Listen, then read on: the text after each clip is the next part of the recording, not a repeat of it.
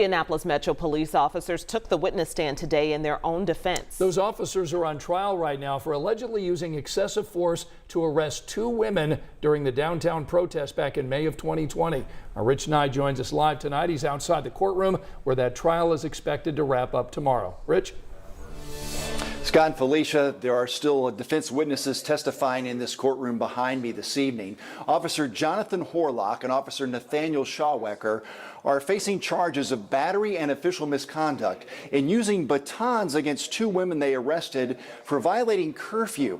Now, this all happened back in May of 2020 during a weekend of protest and vandalism in Indianapolis.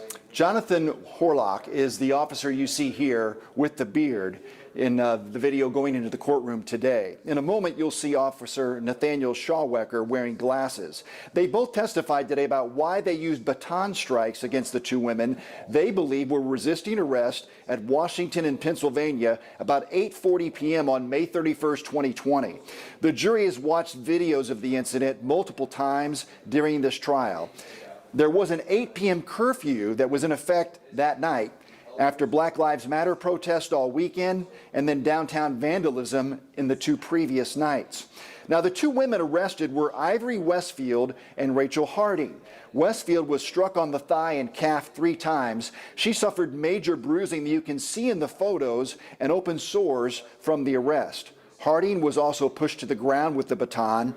The prosecutor chose not to file charges against the women in this incident, but a grand jury indicted the two officers for using excessive force.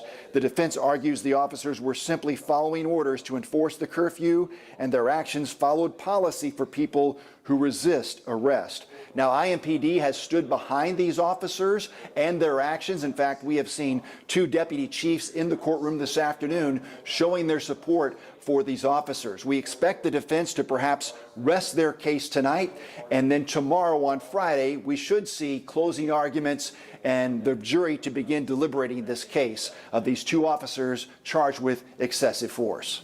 We know you'll continue to cover that for us. Rich Nye reporting live tonight. Thanks so much.